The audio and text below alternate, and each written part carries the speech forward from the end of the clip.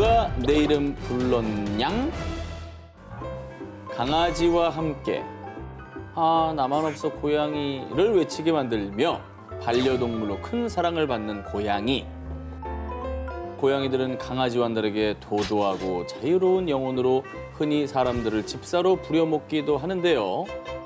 그리고 많은 집사님들의 궁금증이 있죠. 거미, 야, 간식 준다고. 잠깐만. 야, 애타게 불러도 무시당하기 일쑤. 과연 고양이들이 자기 이름을 부르는지 정말 모르는 걸까요? 아니면 혹시 아는데 귀찮아서 모르는 척하는 게 아닐까요? 저희 여동생도 고양이를 2마리 키웠었거든요. 근데 정말 자주 갔었는데도 이렇게 막 불러도 살갑진 않죠? 네, 살갑진 않고. 많은 집사 여러분이 궁금해하는 고양이들의 비밀, 과학자들이 해결했습니다. 고양이들이 이름을 불러도 오지 않는 이유. 피곤하고 귀찮다. 정말 귀찮아서가 맞았습니다. 2019년 도쿄대 연구팀은 총 78마리의 고양이를 대상으로 실험을 진행. 먼저 고양이에게 이름과 비슷한 길이의 4단어를 동일한 속도와 발음으로 들려줬습니다. 오호.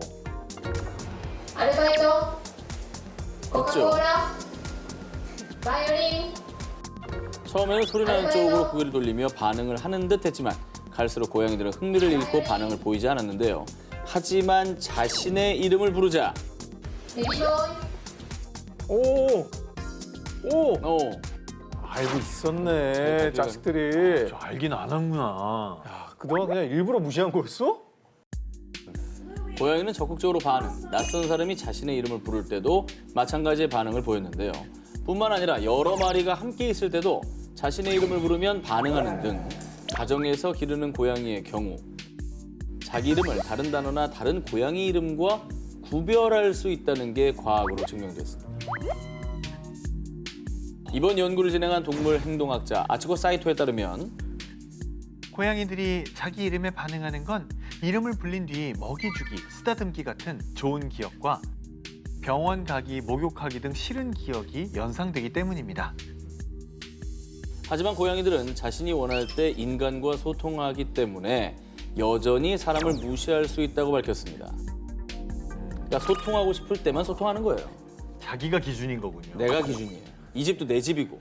그러니까. 네. 그동안 좀 의도적으로 약간 무시하는 게 아닐까라는 추측만 있었는데 이게 실험을 통해 확인 사살됐네요. 네.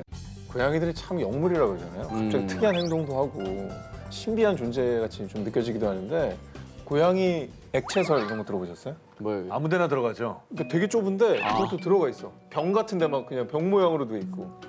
병이 입구가 좁은데 거기를 어떻게 들어가는 그거. 거예요. 그래서 꽉 차면 고양이가 병 모양이 돼 있잖아요. 어떻게 들어가 있어요? 오죽하면 되게 액체설이 신기하다니까요. 그래서 신기해요. 액체설이 있죠. 남녀 사이에 우정은 존재할까? 자, 인류 최고의 난제 중 하나죠. 사랑보다 먼 우정보다는 가까운. 자, 과연 여사친과 남사친, 이 남녀 사이에 우정은 존재할 것인지. 사랑이란 단어가 존재하는 한 이거 해결되지 않을 난제인데요. 두 기자님은 어떻게 생각하십니까? 이거 진짜 웃긴 게 좀 어릴 때는 안 존재하는 줄 알았어요. 네. 나이 드니까 존재합니다. 저도 좀 동의하는 편이에요. 저도 존재한다고 생각해요. 그런데 말입니다. 인류의 이 엄청난 난제도 과학적으로 결론이 났습니다. 어허. 캐나다의 명문 국립대 빅토리아 대학의 심리학과 연구팀은 약 1,900명의 커플을 대상으로 대대적인 실험을 진행. 2021년 발표한 사회심리학 및 성격과학 논문 친구에서 연인 사이가 로맨스로 가는 길에 따르면요. 인종, 연령, 교육 수준 등 조건과 환경에 상관없이 약 66%의 연인이 친구 사이에서 시작됐고요. 이들 대부분이 영화에서 나오는 불꽃 같은 로맨스보다 친구 같은 친밀한 사람과의 만남이 더 좋아요. 라고 밝혔는데요. 자, 뿐만 아니라 친구에서 연인이 된 대학생 300명을 대상으로 한 추가 연구 결과 처음에는 사귈 목적이 전혀 없이 아니에요. 그저 친구로 지내다가 결국 평균 22개월을 지낸 뒤 연인 사이로 발전했다는데요. 그리고 연구진들은 연구를 통해 친구에서 부부가 된 실험 참가자 대부분이 야, 집에 빨리 들어가고 도착하면 전화해. 근데 너 지금 누구랑 있냐? 친구였던 시절 친구와 연인 사이의 경계가 애매모호했다라고도 밝혔습니다. 그렇지. 남사친 여사친인데 누구랑 뭐 소개팅을 했다거나 누구 어느 오빠를 만났다 그러면 괜히 좀 안 만났으면 좋겠고. 우리는 우정, 사랑. 여러분의 생각은 어떠십니까? 손가락이 몸의 상징. 자, 기자님들 이렇게 좀 손 좀 올려봐 주시겠습니까? 자, 손금 좀 봐주십니까? 자, 정확하게 지금 정지화면 저희가 좀 포착을 하겠습니다. 네네. 정지하면 하세요. 예. 자, 오, 약간 한 기자님은 검지가 조금 올라와 있는 것 같기도 하고 정 기자님이 제일 약지가 좀 상대적으로 길고 저는 뭐 약간 중간 정도인 것 같습니다. 뭔가 안 좋은 것도 얘기하려고 그러나? 이거 왠지 중간이 좋을 것 같은데? 이 약재 길이가 이 약재 길이가 남자의 그것을 상징합니다. 뭐를 상징? 오늘 얘기들이 다 이러는 거예요. 뭘 상징하는데? 네, 그거 그거가 뭐야? 급소. 그 명체? 명체가 명치미나? 요 이 두 번째 손가락 이 검지보다 네 번째 손가락 약지가 길수록 음경의 길이가 더 긴 겁니다. 아, 그래요? 자, 그러니까 검지와 약지가 비슷한 한 기자님은 한 기자님은 좀 악력도 부족하시고 야, 오늘 여러 가지로 안 좋네. 제가 비뇨기과 원장님께 직접 여쭤봤습니다. 약지와 검지 길이의 비와 음경 길이에 대한 국내 연구 결과가 있었고 그 공식에 대입을 해가지고 측정해 본 결과 너무 정확했습니다. 아니 야, 근데 이게 공식이 있다고? 자, 기자님들 이제 뭐 인증이 됐으니까 이제 아, 이거- 받아들이시는 거죠? 아니 난 진작에 받아들이고 있었지요. 아니, 저는 예. 자기한테 유리하게 아니 그게 나왔다고. 아니라 아니, 박사님 그만 올려, 더 올려. 박사님 아닙니까? 아니, 내가 보니까 박사님 아니냐? 아니, 자꾸 잠깐만. 자꾸 기울어지고 아니 있어. 중지보다 긴데 이거? 중지보다 길어. 아 이거 어떻게 된 겁니까 이거? 아, 저 점점 길어지고 아, 있어요. 뭐야, 왜 꼬부려요? 점점 길어지고 검지를. 있어. 검지를 아, 접지 뭐 마. 하시는 겁니까 지금? 아니, 검지 접지 마. 검지 펴. 약지 확실히 긴 것 같아. 둘 다 지금 뭐 난리가 났는데 자, 2011년 국내 한 대학 병원에서 남성 144명을 대상으로 손가락 길이와 음경 길이를 비교 측정해 팩트 체크를 완료했습니다. 자, 음경 길이에 대한 공식까지 만들어 제시했습니다. 자, 이 숫자와 요 길이 대응해 가지고 요 플러스를 해주면 실제 길이가 나오는 거예요. 저도 한번 집에서 실측을 해보겠습니다. 마이너스 9.201 곱하기. 아니, 근데 대체 왜 손가락 길이하고 음경 길이가 관계가 있는 거예요? 아주 왜 좀 화가 난 불만이 거죠? 있으신 것 같은데요? 왜 화가 난 겁니까? 화가 많이 났는데요? 아니야, 화라니. 아, 과학적인데. 검지가 진짜 길었거든요.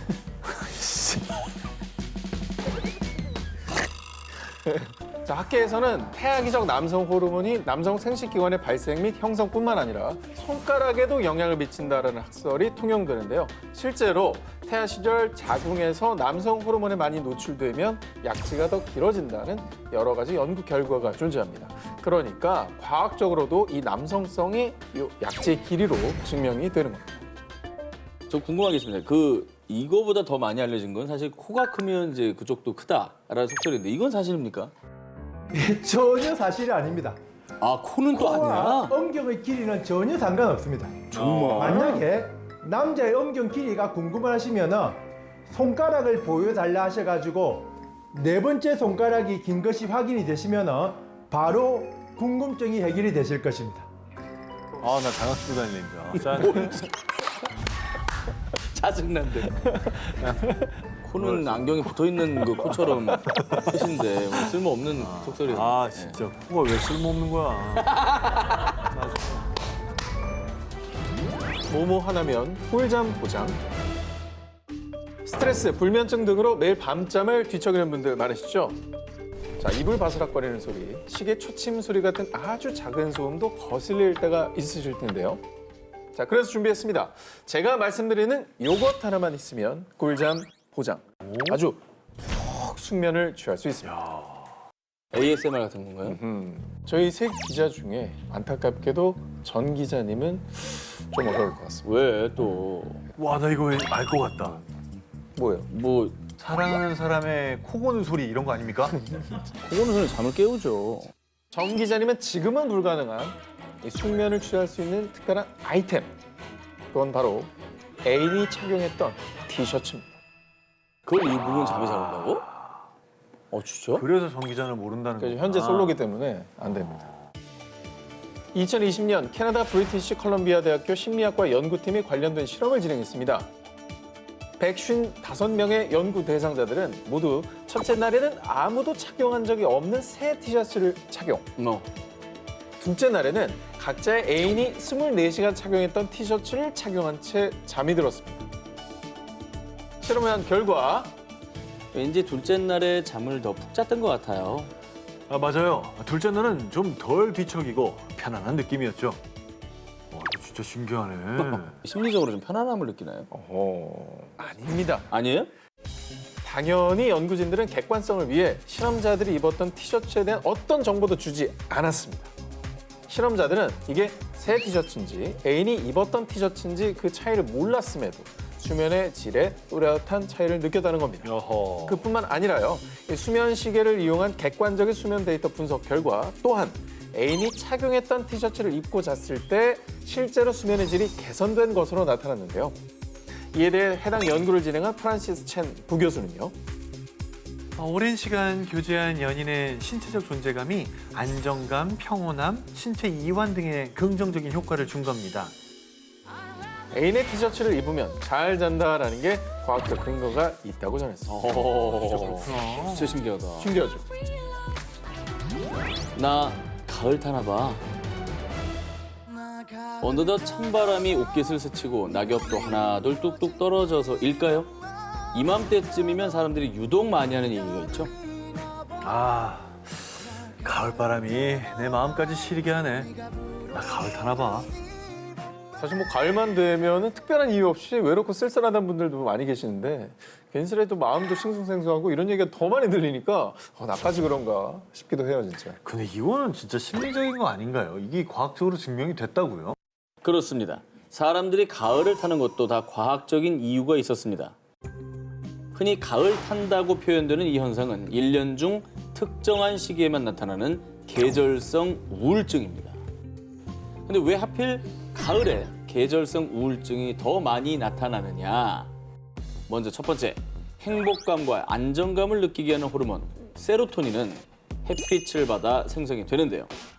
근데 가을이 되면 이제 낮은 짧아지고 밤은 길어져서 일조량이 줄어드니 세로토닌의 분비가 자연스레 감소. 사람들이 무기력함과 우울함을 느끼게 되는 것이죠. 두 번째, 세로토닌은 해가 지면 수면 주기와 생체 리듬을 조절해주는 멜라토닌으로 바뀌며 수면에 도움을 주는데요. 하지만 일조량이 줄어들면서 세로토닌 생성이 줄어드니 이 멜라토닌의 분비 또한 줄어들어서요.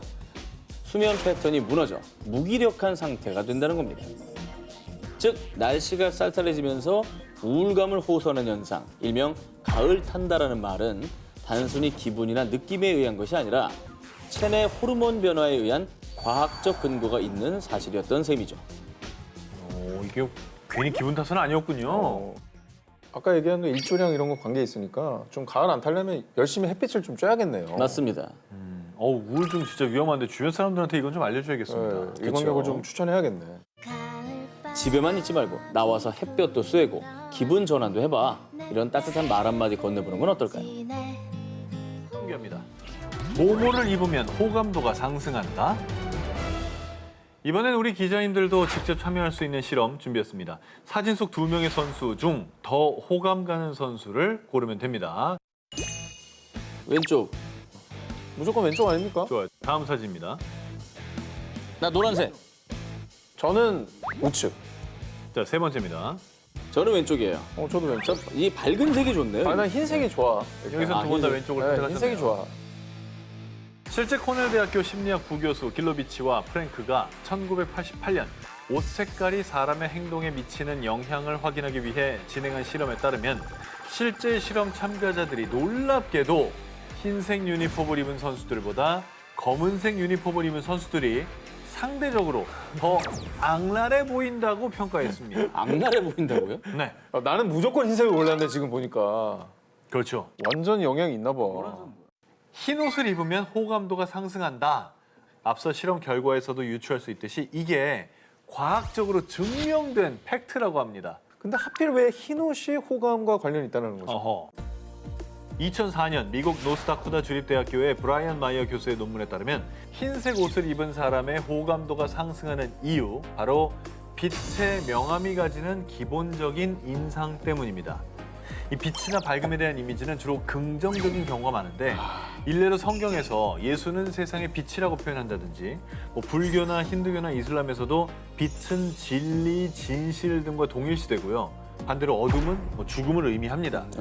또한 헬레니즘, 로마, 기독교 전통에서 일반적으로 흰색은 기쁨이나 순결 등을 의미하죠. 그만큼 사람들이 흰색에서 긍정적인 이미지를 느낀다는 게 증명된 겁니다. 과학적으로 입증됐으니까 이제부터 면접 같은 중요한 날은 무조건 흰 옷을 입어보시는 건 어떨까요?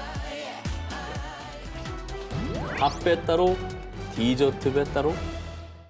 아, 밥 잘 먹었다. 자기야, 나 배가 터질 것 같아. 우리 이제 디저트는 뭐 먹을까? 뭐? 배가 터질 것 같다며? 아니, 그건 밥 배고 디저트 배는 따로 있는 건 몰라? 지금까지 그렇게 먹고 또 들어가 라고 핀잔을 받았던 분들은 이제 당당해지셔도 됩니다. 디저트 배 따로 파의 억울함을 대변해주는 과학적 근거가 있기 때문입니다. 이게 위는 하나인데 디저트 배가 따로 있다, 빵 배가 따로 있다. 이거 그렇죠. 뭐 위장의 용량은 정해져 있는 거 아닙니까? 그럼요. 예. 신비하고도 미스터리한 디저트 배의 진실 궁금하시죠? 그래서 제가 내과 전문의에게 직접 물어봤습니다. 자, 밥배 따로, 디저트 배 따로라는 말 정말 사실입니까? 네, 사실입니다. 엄밀히 따지면 밥배, 디저트 배가 따로 나뉘어져 있지는 않지만 위의 용적은 비교적 자유롭게 수축과 이완을 하는 특징이 있어서 아무리 많이 먹어도 더 먹어야겠다는 의지가 있으면 다시 용적을 키워서 공간을 확보합니다. 그렇기 때문에 아무리 밥배가 불러도 디저트 배가 남아있을 수가 있는 것입니다. 야, 진짜 의지의 문제였구나. 김준현 씨가 자주 하는 얘기 중에 맛있는 음식 앞에 배부름이란 없다라는 명언을 남겼어요. 이게 바로 과학적으로 증명이 된 말이었던 겁니다. 위는 비교적 자유롭게 수축과 이완을 하는 특징이 있는데요. 평소에는 주먹 2개의 크기지만은 많게는 5리터까지도 늘어난다고 합니다. 게다가 위는 뇌 작용에 따라 반응하기 때문에 더 이상 음식이 들어갈 자리가 없을 정도로 말 그대로 식도까지 차도록 음식을 먹어도 디저트를 먹겠다라고 생각하면 위가 서서히 음식을 내리면서 디저트를 먹을 수 있는 공간을 확보하는 것이죠. 그리고 또 한 가지, 따로 있는 건 디저트 배뿐이 아니었습니다. 정말 배 터지게 먹고도 570 맥주를 몇 잔씩 원샷하는 분들 있어요, 없어요? 있죠. 과연 있죠. 술배도 따로 있을까요? 이야, 따로 있다라고 하면 술 더 먹일 것 같기도 하고. 야, 이거는 술 못 먹는 사람한테는 이 결과는 약간 위험한데? 위험하죠. 되는 겁니까, 이거? 자, 원장님, 그러면 술배도 따로 있는 게 맞습니까? 맞습니다. 술이 음식이나 물보다 더 빨리 소화되고 흡수되면서 생긴 말 같은데요. 위장은 하나지만 밥이 소화되어서 십이지장으로 내려가는 속도와 술이 내려가는 속도가 구분되면서 밥은 상부 위장에 남아서 조금씩 아래쪽으로 배출되는 반면 술은 하부 위장으로 비교적 빠르게 내려가기 때문에 밥길과 술길이 어느 정도 구분이 된다고 볼 수가 있겠습니다. 재밌는 것은 알코올은 물보다 위에서 50% 정도 이상이 빠르게 흡수되기 때문에 물보다 더 많이 먹을 수 있는 것입니다. 진짜 술배는 따로 있었네. 있었어요. 구분이 돼 있네. 흡수가 되니까. 물을 뭐 500cc를 먹어라? 이건 못 먹죠. 그렇죠. 근데 맥주 500을 먹어라? 먹죠. 그럴 수도 있죠. 밥배와 디저트배 그리고 술배가 아무리 따로라고 해도 과식은 건강에 좋지 않으니 유의하시기 바랍니다. 꿀피부 보장 모모 법칙. 피부가 좋아야 진짜 미인이다라는 말이 있듯이 좋은 피부는 미인의 중요한 조건으로 꼽힙니다. 그래서 이번엔 저 현무뿌띠 현뿌 전 기자가 두 기자님을 위해서 뷰티 솔루션을 드리겠습니다. 일단 한번 들어볼게요. 참고. 무는 뭐냐 막 선을 그런 넘는지 좋은데요. 안 넘는지. 지금부터 제가 전해드리는 이 뷰티 솔루션만큼은 진짜니까 챙기시기 바랍니다. 누구나 부러워할 촉촉한 꿀 피부의 비법, 이것만 기억하시면 됩니다. 바로 세븐업 법칙. 세븐업 법칙이 뭐예요? 이거 약간 뭐 음료수 일곱- 이름 아닌가? 뭐 7가지 뭐 7 뭐 이런 게 들어갈 것 같은데. 그렇습니다. 말 그대로 세븐업. 7시간 이상 잘 자고 푹 자고 오래 자기. 이른바 꿀잠 자기입니다. 어허. 이 법칙은 말이죠. 피부 연구 분야에서 세계 최고 수준으로 꼽히는 미국 유니버시티 허스피털 케이스 메디컬 센터가 연구했고요. 연구진이 30세에서 49세 사이의 여성 60명을 대상으로 절반은 하루 5시간 이하로 수면, 절반은 하루 7시간 이상의 수면, 수면 부족 집단과 숙면 집단으로 나눠서 연구를 진행했습니다.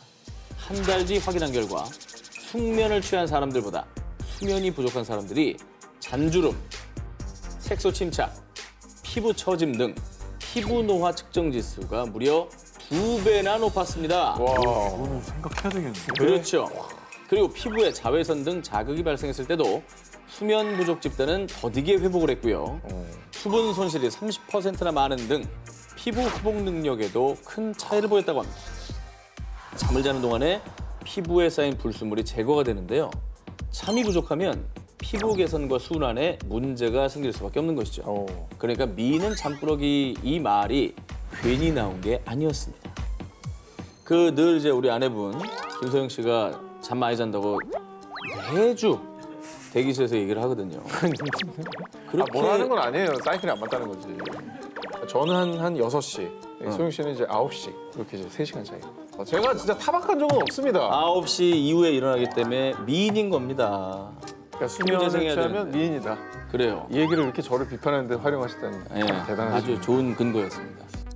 성인 기준 하루 적정 수면 시간은 7시간에서 8시간 정도라고 합니다. 꿀 피부를 위한 세븐업 법칙 꼭 기억하시기 바랍니다. 그럼 잘 자요. 모모해지는 저주의 효과. 이번에 소개해드릴 특종은요. 프리한 쉽고 여름 특집에도 단골처럼 등장했던 소재입니다.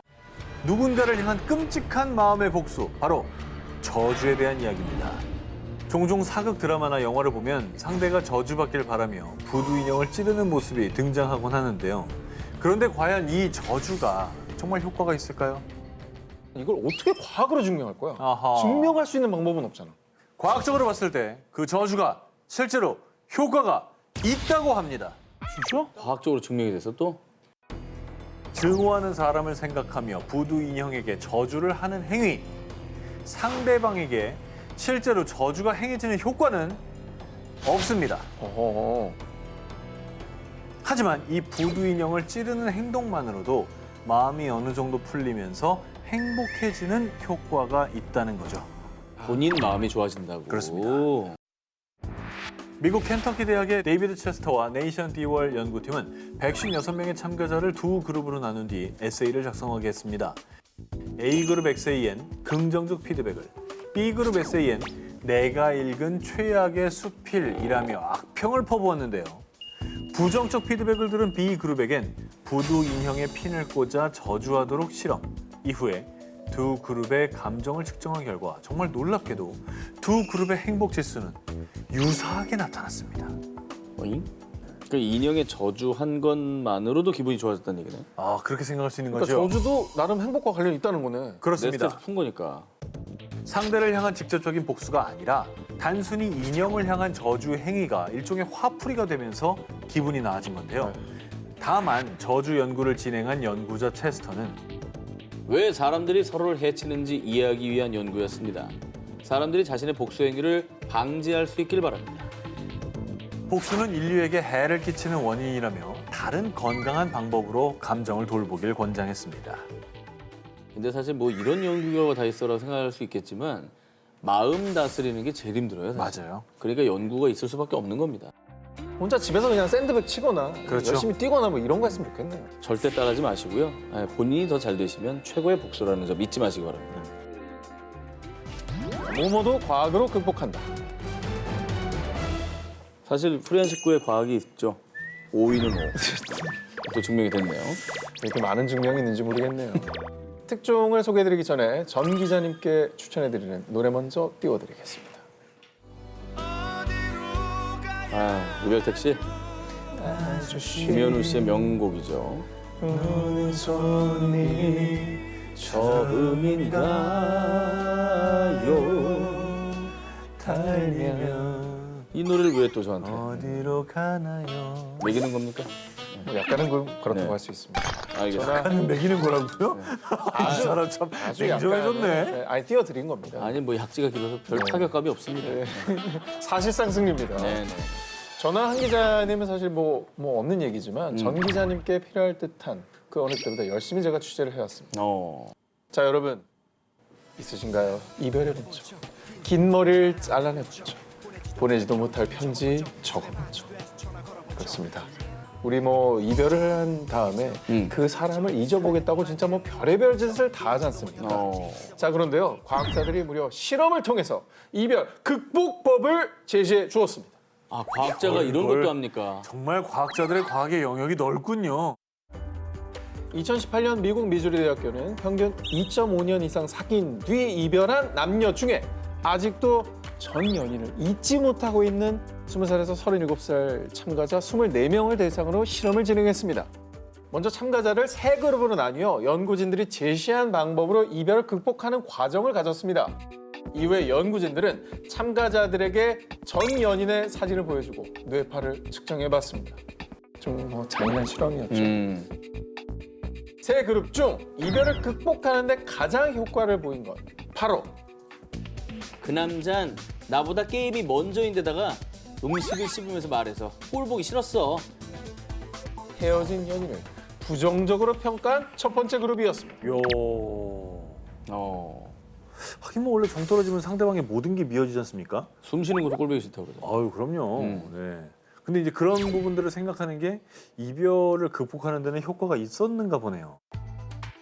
두 번째 그룹은요. 자신의 감정을 있는 그대로 받아들이고 다른 사람을 사랑해도 괜찮다는 식의 특정 문장을 읽었고요. 세 번째 그룹은 스포츠나 취미 활동, 머리 자르기, 좋아하는 음식 먹기 등을 했습니다. 근데 상대에 대한 부정적인 기억을 한 그룹이 가장 이별을 극복하는 데 효과가 컸던 겁니다. 실험을 연구한 산드라는 기분이 나아질 때까지 하루에 한 번 전 연인의 부정적인 면을 적는 게 장기적으로는 도움이 됩니다. 라고 밝혔습니다. 아니 근데 저는 좀 동의가 안 되는 게 전 세 번째 방식이 제일 와닿거든요. 좀 딴 일을 하는 거. 음식 먹기가 써 있었어요. 그리고 제가 제일 좋아하는 노래 밥만 잘 먹더라. 사랑이 떠나가도 밥만 잘 먹더라. 음식 먹기입니다. 비록 전 연인을 부정적으로 생각하는 게 이별 극복에 효과는 있었겠지만 참가자의 기분이 부정적으로 변하는 부작용도 있었다는 거 그래. 조심해 주시기 바라겠습니다. 뭐하러 저렇게. 과학은 과학대로 결국 사랑도 이별도 내 방식대로 겪어야 진정한 의미가 있지 않을까요? 굶어야 이긴다. 헝그리 정신의 진실. 니들 한국 복싱 잘 나가다 요즘 빌빌대는지 않아? 나 이 헝그리 정신이 없기 때문이야. 헝그리 정신. 영화 넘버3에 등장하는 송강호 씨 대사 다들 잘 기억하실 텐데요. 지금도 간혹 스포츠 경기를 볼 때 요즘 선수들은 헝그리 정신이 부족해 메달을 못 따는 거야. 이런 얘기하시는 분들 있으실 겁니다. 굶주림 등의 극한 상황에서 발생하는 불굴의 힘을 의미하는 헝그리 정신. 요 헝그리 정신이 있어야 승리한다는 얘기 흔히 들어보셨을 겁니다. 그 우리나라 저 스포츠 선수들의 정신력만 강조할 때 많이 나왔던 얘기죠. 그런데 말입니다. 이 헝그리 정신의 효과가 어느 정도 근거가 있다고 합니다. 2020년 일본 이화학연구소 연구팀은 헝그리 정신에 대해 연구를 진행. 그 결과 정말 이 배가 고플수록 싸움에서 승리할 확률이 높았다고 합니다. 배가 부른 것보단 나은 것 같아. 아니 그렇긴 한데 배가 고프면 좀 뭔가 기력 없고 에너지도 없고 난 집중이 안 될 것 같은데. 나는 반대. 집중이 될 것 같아요. 연구팀은 서열 다툼을 많이 하는 물고기 제브라 피쉬로 연구를 진행했습니다.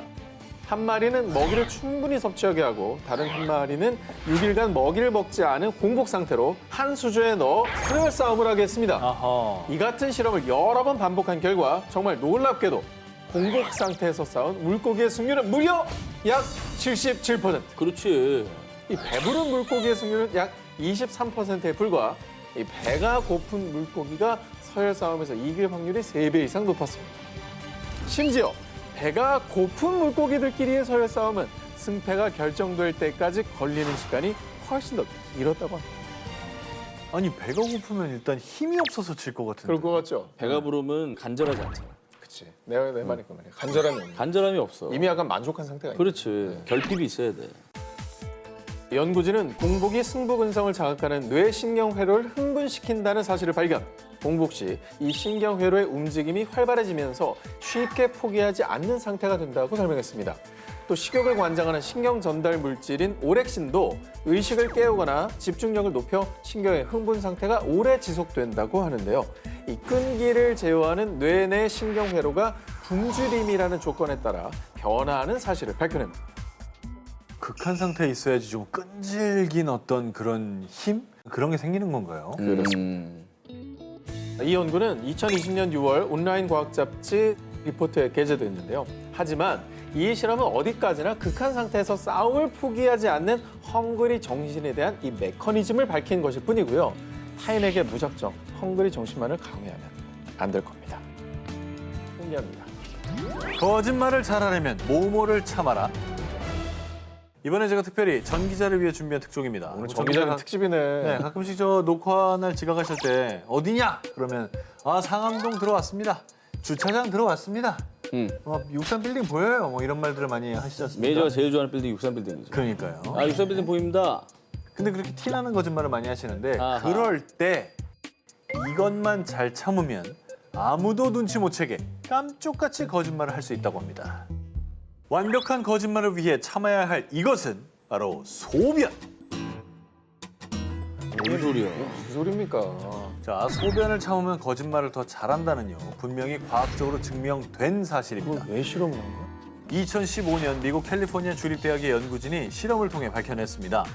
연구진은 22명의 학생을 두 그룹으로 나눠서 A그룹에게는 50ml 적은 양의 물만 마시겠고 B그룹에게는 700ml의 많은 물을 마시게 한 뒤에요. 45분 후에 평가단 그룹을 불러서 이 두 그룹이 하는 말이 진실인지 혹은 거짓인지 알아맞히도록 했습니다. 실험 결과 물을 적게 마신 A그룹보다 물을 많이 마신 B그룹의 거짓말을 진실로 믿는 경향이 더 강했습니다. 왜 그러지? 그러니까 물을 많이 마신 후 소변을 참은 채로 거짓말을 한 B그룹이 평가단이 알아채기 어려울 정도로 디테일한 단서와 표현을 사용해서 거짓말을 더 수월히 했다고 합니다. 약간 헝그리 정신이랑 비슷한 거 아닌가요? 더 간절해지는 거 아닌가? 헝그리 정신. 그치, 나도 약간 그런 것 같아. 약간 절박함이 있잖아. 절박하지. 소변을 참는 사람은 절박함이 있거든. 자, 소변을 참으면 거짓말을 잘할 수 있게 되는 이유는요. 소변을 참으면 뇌의 억제 기능도 더 활성화되어 진짜 같은 거짓말을 할 수 있습니다. 와. 연구팀에 따르면 한마디로 거짓말을 잘하기 위해서는 뇌가 진실을 말하려는 충동을 억제해야 하는데 이미 소변을 참기 위해 뇌의 억제 기능이 활성화되어 있는 사람은 거짓말하는 게 더 쉬워진다는 겁니다. 자, 그렇게 정 기자님 다음부터 녹화 날 지각하실 때 물 많이 드시고 소변을 꼭 참으면서 그렇게 전화 통화를 하시면 우리 제작진들께서 속아줄지도 모르겠네요. 소변 보는 척 연기할 수 있어요. 아 근데 소변 참는 게 건강 안 좋잖아요. 자, 하지만 소변을 너무 오래 참으면 오 기자 말씀대로 방광염에 걸릴 수도 있고요. 자칫 큰 실수를 할 수도 있으니까요. 그치. 그리고 무엇보다 거짓말은 거짓말하지 않는 그런 사람이 되시기 바랍니다. 알겠습니다. 거짓말을 안 하고 당당히 늦게 오겠습니다. 그러고 그냥 당당히 화장실도 자주 가시고 예. 모모 치료를 위한 롤러코스터. 제가 이번 특종을 취재하면서 우리 제작진께 정말 감사했습니다. 그때는 제가 그런 줄도 모르고 제작진의 넓은 마음을 오해했습니다. 이게 바로 저와 오 기자를 살려준 그 순간입니다. 이건 아니다. 뭔데? 오 기자도 감사해 하셔야 돼요. 롤드 광고? 아, 이거 무섭죠. 완전히 수직 이상으로 꺾이죠? 아, 그 짱이다. 어우.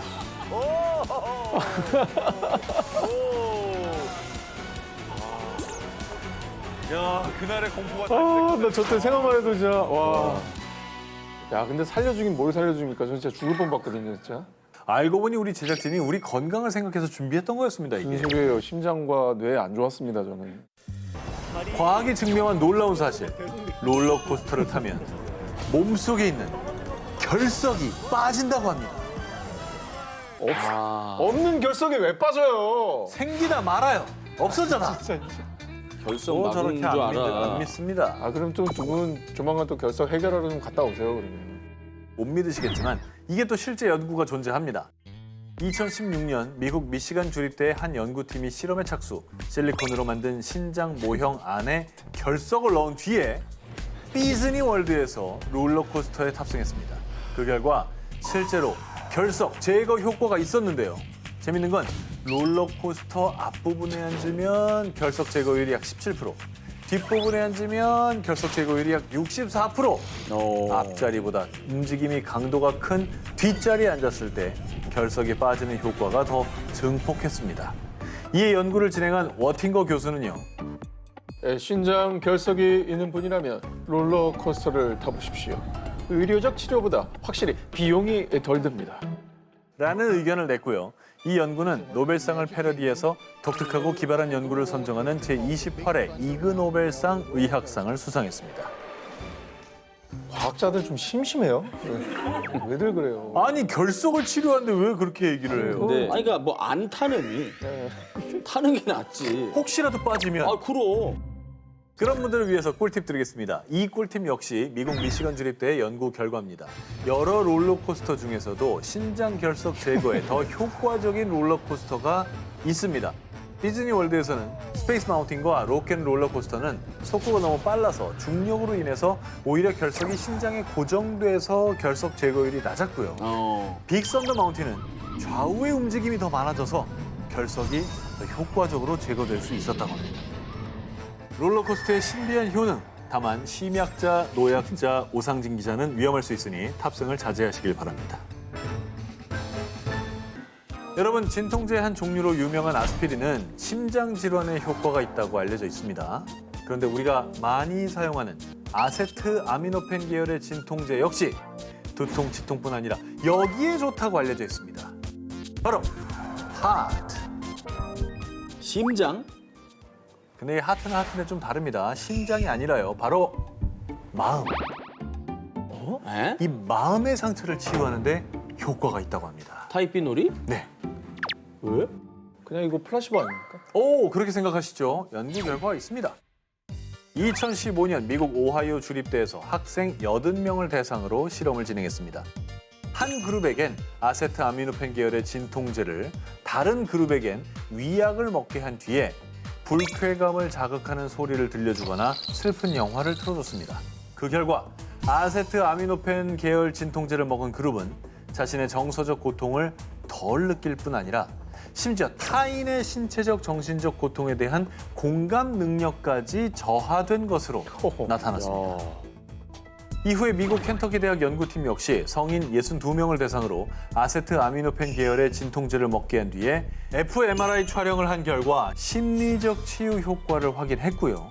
캐나다 브리티시 컬럼비아대 연구팀 또한 아세트 아미노펜 계열 진통제의 심리적 치유 효과를 확인하는 등 여러 과학자들이 진통제의 뜻밖의 효능을 확인했습니다. 그리고 실제로 남자친구랑 헤어졌는데 진통제를 먹고 우울한 기분이 좀 나아졌어요. 회사 동료한테 배신당하고 상처받았는데요. 진통제를 먹으니 한결 낫더군요. 헐. 이런 실험 참가자들의 증언도 뒷받침됐는데요.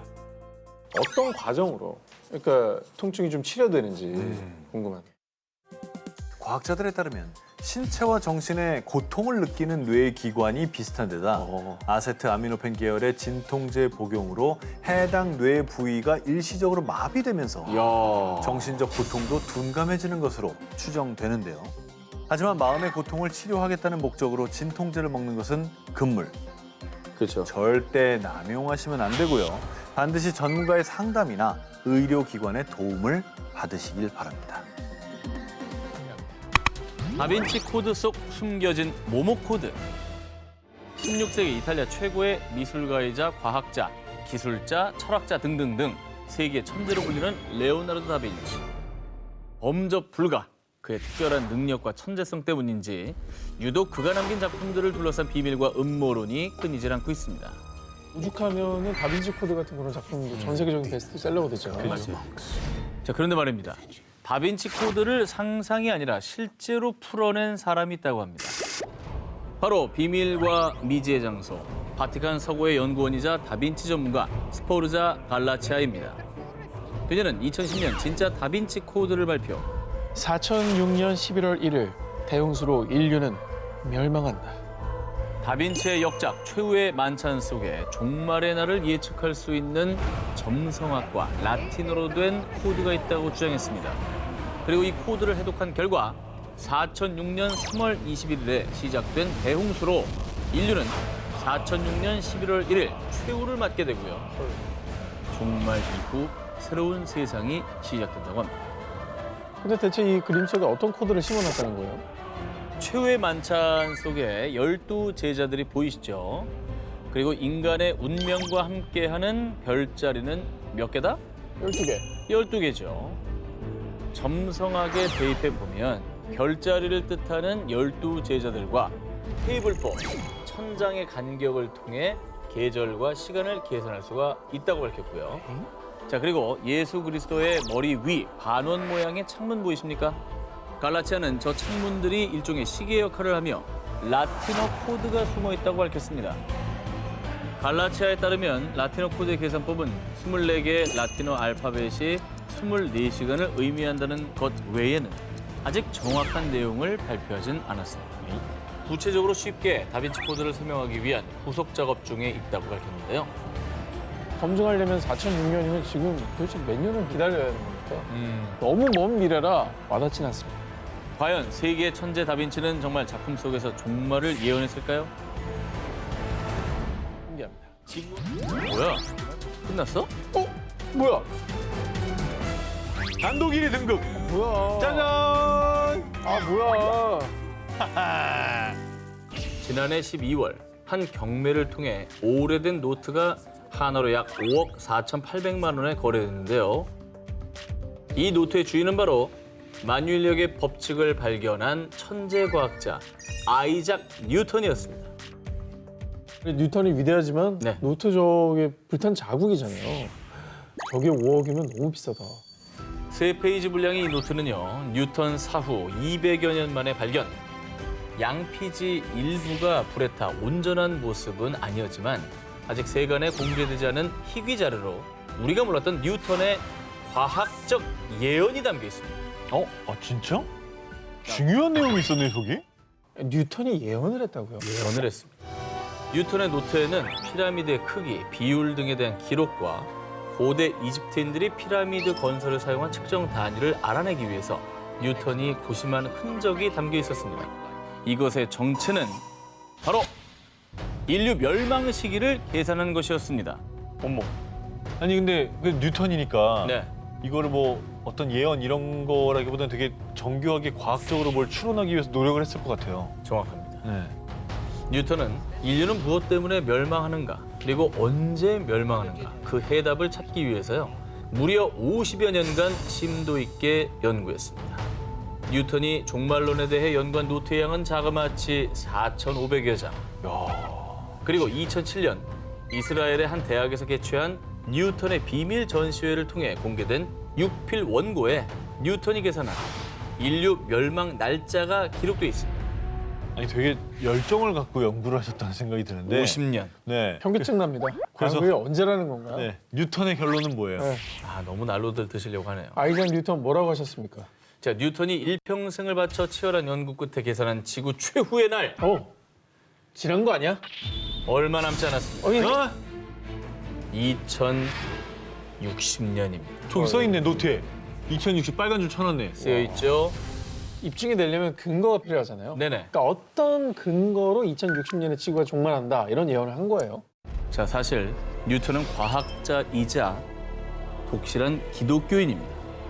최후의 심판에 대한 점성술사의 예측이 들릴 때마다 성스러운 예언이 불신받는 것을 더 이상 볼 수 없구만.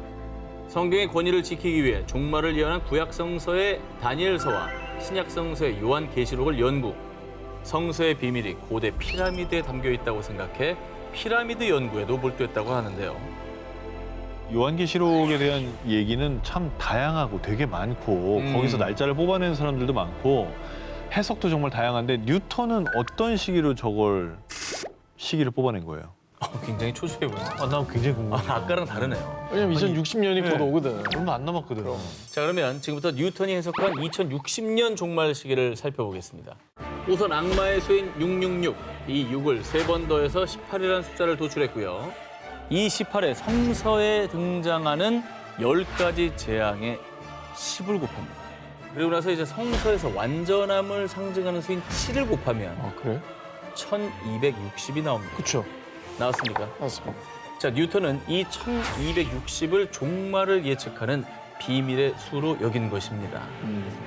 근데 이게 1260년 후라면 네네. 기준이 언젠데요, 기준이? 자, 뉴턴이 계산한 기점은 카롤루스 대제가 서로마 황제 등극, 서로마 제국이 부활한 서기 800년으로요. 뉴턴은 서기 800년부터 1260년 후, 그래서 나온 연도가 바로 2060년이었던 것이죠. 그런데 좀 이거는 약간 네. 좀 그래요. 좀 그래요? 네.